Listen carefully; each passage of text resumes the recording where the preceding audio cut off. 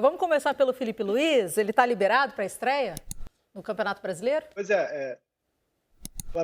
Flamengo, torcida do Flamengo e cartoleiros, tem uma boa notícia. Felipe Luiz recuperado ali daquela lesão na panturrilha que ele sentiu no Fla-Flu, no último Fla-Flu. Ele passou um bom período dessas 3 semanas no DM, mas desde a segunda-feira já voltou a treinar com o grupo, está liberado, está à disposição do Domi, a tendência é que comece jogando. Já na outra lateral, o Rafinha voltou a treinar hoje com o grupo. Ele tinha feito ali aquela parte de transição, alguma coisa com bola muito leve, mas hoje ele voltou às atividades normais, mas vai ser ainda avaliado na sexta-feira e no sábado para ver se começa jogando ou não. Lembrando que foi uma pancada no tornozelo, então tem aquele risco, de repente, dele voltar a sentir dor e tudo mais. Então, a comissão vai esperar o que ele fala dessa atividade mais forte, mas há um otimismo. Eu até brincava hoje na rede social ali, falando com o torcedor, que para quem for torcedor pode ficar otimista, para quem for cartoleiro, fica tranquilo, fica precavido, porque depois vai que ele não joga, quem escuta sou eu, né? Mas é isso, um Flamengo que tem o Felipe Luiz de volta, o Rafinha tem boa chance, e o Domi, que também tem grandes chances de estrear. Ainda falta a questão da documentação do nome dele entrar no BID, mas a parte mais burocrática, que é de documentação de estrangeiro no Brasil, que era que o clube tinha mais temor, já foi resolvida hoje. Então, praticamente só boas notícias para o Flamengo. Boa notícia do Rafinha também por ter voltado a treinar normalmente. Boa notícia também para os cartoleiros. É. Gabigol tá uma pechincha, 5 cartoletas. Já fez teu time? 5. Barato. 10. 5 é muito barato, né? Eu já coloquei o Gabigol em promoção. Tava caro, era o Bruno Henrique, 25, né? Bruno Henrique, Aí. tava caro. 20. 20. Não encarece demais. Eu deixei muito barato e você colocou o preço acima. Mas já fez teu time? Não, ainda não. Pedrinho, eu também não fiz. Tudo bem, estamos kits. Você já fez, Casão, seu time do Cartola? Eu não jogo, Karine. Eu não entendo nada dessas moedas, nada. Mas o Caio eu tenho só certeza. observando. Eu só fico ouvindo os caras passar raiva. Mas assim, o time do Troca de Passes já está pronto. Já? Já está pronto. O negócio é rápido, Pô, Pedrinho. bem rápido, né? O negócio é rápido, entendeu? A produção aqui, ó, é muito eficiente. Inclusive, já me passaram pelo Zap aqui já o time. Mas não vou falar, né, todo o time. Caê, teu time já está pronto também? Tá nada, eu também sou preguiçoso, tenho preguiça de escalar, mas eu gosto de participar para botar pilha na galera. Tem uma galera que leva bem a sério mesmo, então eu entro só para zoar, para botar pilha. No Globoesporte.com temos o nosso Edgar Maciel de Sá, que está cansado de perder para mim, então ele fica bem nervoso, bem bravo, mas eu entro mais para brincar com os outros do que para jogar de verdade mesmo. Eu tento ser aquele cara mais da zoação, mais leve, até aproveitando esse gancho aqui, como tem sido essa primeira semana do Domi. A gente tem conversado muito ali no dia a dia com o pessoal da comissão, jogadores, enfim, staff, todo mundo. E é claro que dentro de campo a diferença ainda é muito pequena, não tem nem tempo para isso, mas fora de campo já é bem perceptível um Domi que é bem mais low profile, bem mais tranquilo do que o Mister, né? O Mister que era aquela pilha toda que todo mundo já conhece, tanto que mesmo o Domi falando um portunhol, muita gente fala que entende melhor o portunhol do Domi do que o português de Portugal do Mister, mas há muita curiosidade a respeito de como vai ser o time do Mister, né? Eu que tenho, aos poucos, tentado entender um pouco mais de tática, de futebol assim, tenho conversado bastante sempre que eu tenho oportunidade. A gente ontem, no Globoesporte.com, gravou um podcast com o Rodrigo Caio, o sinal está disponível lá para quem quiser acompanhar. Eu perguntei isso para o Rodrigo Caio, essas principais diferenças do Domi para o Jesus. Em campo não se viu tanto ainda, mas ele conhece bem do guardiolismo, do jeito de ser, e ele deu uma resposta bem interessante. Queria até que o Pedrinho comentasse depois sobre o que o Rodrigo falou. Eu assisto muitos jogos, cara. Eu sou um amante do futebol, eu gosto de assistir porque eu assistindo jogos eu aprendo muito, ainda mais jogos bons, né? Você assiste o Manchester City, cara, o que você vê de coisas boas, né? De coisas positivas que você consegue se olhar ali e ver, né? Muitas vezes o zagueiro, que eu tô jogando pela direita, o zagueiro pela direita, o que ele faz, né? O movimento quando a bola está descoberta, qual o movimento que ele faz, quando ele tem possibilidade de levar a bola, o que ele faz. E você citou algo legal, cara, que muda um pouco, né? E eu assisto muito jogo do Manchester City e eu vejo a entrada 3, né? Que é isso que você quis dizer, né? Quando o Arão entra 3 e a gente faz a saída de bola. O Guardiola não faz isso, né? Ele faz a saída com o goleiro ali, né?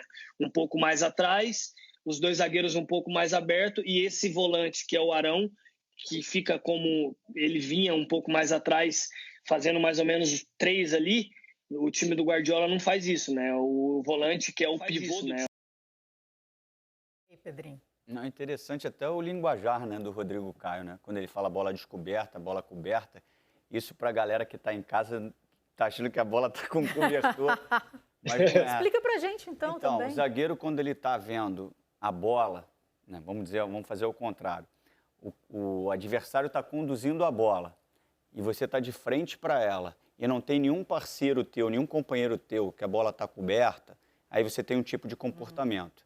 Se a bola está descoberta, quer dizer, você tem visão, você consegue ver onde está a bola, você tem um outro comportamento. Se não tem nenhum oponente, a gente sempre diz bola coberta e descoberta, depende do que você vê. Se você está vendo a bola livre, ela está descoberta. Você está vendo ela com um oponente, ela está coberta. E o teu comportamento é de acordo com isso. Aqui é difícil, a questão agora acadêmica está entrando um pouco mais, então esse linguajar está chegando com mais frequência. Então a gente está se habituando a isso, né? Porque é como se fosse um código, é muito mais simples você padronizar, não o jogo que eu digo, o linguajar para o movimento ser certo. Então, se você fica naquela sobe para as linhas, né? Sobe, sai, ficam várias informações e aí você não padroniza e de repente a linha corre diferente. Se você padroniza um linguajar, todo mundo já sabe.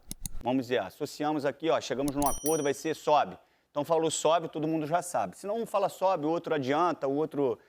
Enfim, aí você muda o padrão. Então são várias nomenclaturas que estão chegando no futebol e é bom ver um jogador como o Rodrigo Caio, que está em atividade, tem uma carreira longa ainda, mas já está se adaptando a esse momento. E a questão que ele falou com a saída de 3, normalmente com o Flamengo, o Arão entra, né, os 2 zagueiros abrem, né, e aí você faz a saída de 3. O Guardiola e o Domi, eles fazem essa saída com o goleiro. Em vez de um volante descer, o goleiro faz isso, mas é um pouquinho mais atrás. Obviamente, os zagueiros abrem. É um jogo mais posicional.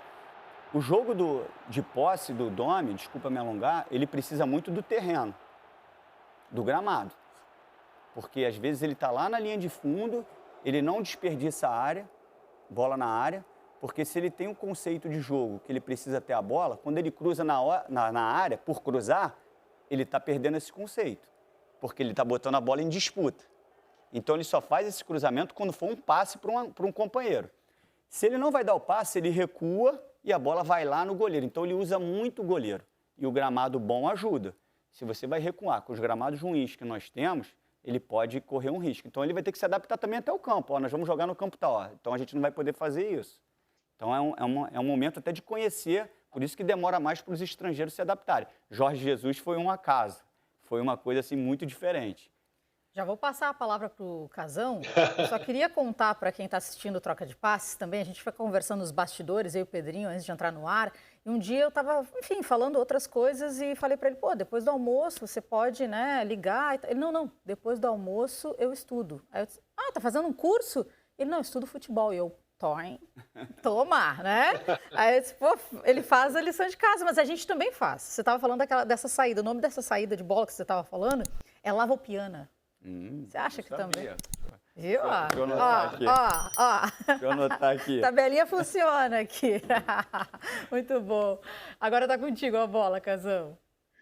Então, essa de padronizar um modo de falar, sobe, todo mundo sabe que sobe, ou sai, ou fecha, bloco e tal. Eu fui treinado pelo Rubens Minelli, né, que tinha sido campeão brasileiro em 75 pelo Inter, 76 pelo Inter também, 77 pelo São Paulo.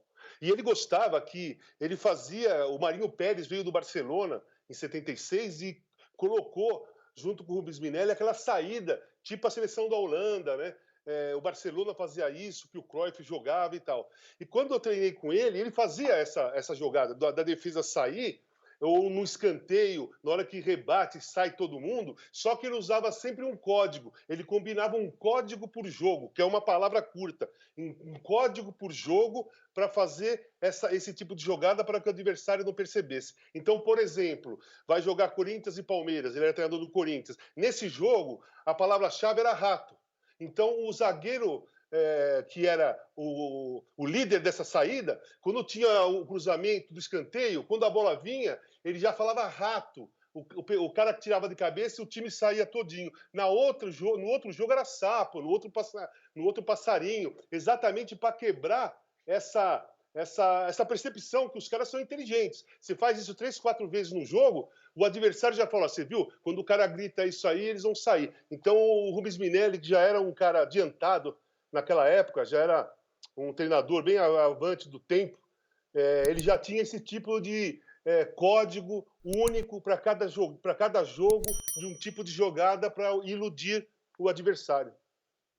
Agora eu estava aqui olhando a nossa hashtag troca de passes e o César colocou o seguinte, César Castro 9. Karine, pergunta para o Casagrande e para o Pedrinho se eles acham possível ter o Cavani jogando no futebol brasileiro. Aguenta aí, tá? É o nosso próximo assunto. Por enquanto a gente ainda permanece falando aqui do Flamengo, inclusive o Galo, que vai enfrentar o Flamengo pela primeira rodada do Campeonato Brasileiro. Caê, mais informações para a gente do Mengão?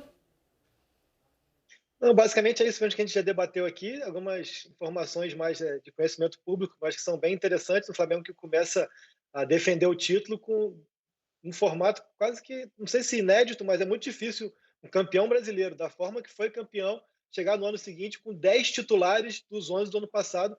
O único que saiu foi o Mari. Acho que o Flamengo vive, sim, essa incógnita sobre o Domi, né? A gente está muito curioso para saber, mas vejo o Flamengo que chega muito favorito por conta de toda essa estrutura. É bem interessante, e deixar a dica aqui para o pessoal entrar lá e escutar o podcast com o Rodrigo Caio, porque ele fala muita coisa legal sobre esse jogar a Flamengo, que o Jesus tanto falava, sobre a chegada do Domi, sobre o dia a dia. Tá bem legal, um bate-papo bem enriquecedor. Não é uma aula como o Pedrinho deu agora, que eu estava aqui anotando também. Quando me perguntaram o que eu fiz na quinta-feira à noite, falei que eu vou falar que eu fui estudar, porque recebi uma aula do Pedrinho agora aqui. Mas foi bem legal o bate-papo e fica a dica para vocês aí. Não, esse assunto é interessante. Eu não vou ferrar o Sardinha. Eu ia falar rápido aqui para ele achar um gol no jogo Flamengo e Corinthians, que foi no Maracanã, que foi o jogo, acho que o Carille caiu na temporada passada. E aí demonstra realmente o que é o entendimento da posição do corpo. E aí, se você não avaliar isso profundamente, a gente aqui vai falar assim, o sistema defensivo falhou. E esse jogo, que o Bruno Henrique faz o gol, é um lance típico do que o Rodrigo Caio estava falando. Né? O Gerson estava com a bola estava descoberta, não tinha ninguém marcando o Gerson, ele está invadindo, né, o campo do Corinthians, e o zagueiro, em vez de estar posicionado assim, de lado, né, numa posição de expectativa, porque o Bruno Henrique estava de frente para ele, e o Gerson ali, então o Bruno Henrique ia receber a bola aqui. Se ele está com posição do corpo desse jeito, ele pode interceptar o passe ou ele pode acompanhar o Bruno Henrique na corrida. Ele estava ao contrário. Então, quando o Gerson dá o passe aqui no Bruno Henrique, o Bruno Henrique já está esperando a bola desse jeito atrás dele. Quando ele faz isso para girar, o Bruno Henrique já está finalizando. Então, não foi sistema defensivo que falhou. Foi um posicionamento corporal, justamente por falta de entendimento do que é bola coberta, do que é bola descoberta. Por isso que cada vez mais a atitude individual, ela interfere diretamente no modelo de jogo. Então, assim, por isso que a questão do que o Casa falou, a questão cognitiva, o entendimento, a leitura do que está acontecendo no jogo, hoje ela prevalece muito mais do que, às vezes, o cara ter força, ter velocidade. O cara tem que entender o jogo, entender o posicionamento corporal. Anotou tudo, Pedrinho, Caê? Anotou? Não, porque é outra aula. Outra aula, né? Claro, sim. Tá tudo aqui, tô gravando. Só para encerrar minha participação também, para o Sardinha não ficar bravo. Sardinha é o nosso diretor, só para vocês entenderem quem está em casa, né? Porque a gente fala sardinha para lá, sardinha para cá. Sardinha é quem fica aqui no meu ponto eletrônico. Agora mesmo ele está aqui, ó, me apressando. Vai, Caê. Um detalhe muito interessante mesmo para essa chegada do Domi é isso. Quando o cara chega no time e tem um Rodrigo Caio com tanto entendimento e curiosidade de estudar, de aprender. O Felipe Luiz, que é um catedrático, você sabe tudo, estuda e é muito inteligente. Um Rafinha, que também tem tanta inteligência. O Everton Ribeiro. Acho que por mais que seja ainda uma incógnita, como acho que é o Domi, mas esses jogadores têm tudo para facilitar muito a vida dele nessa chegada. E eu vou deixar minha boa noite logo aqui, um abraço e tamo junto. Valeu, muito obrigada, Caê, pela participação. Até a próxima. Tchau.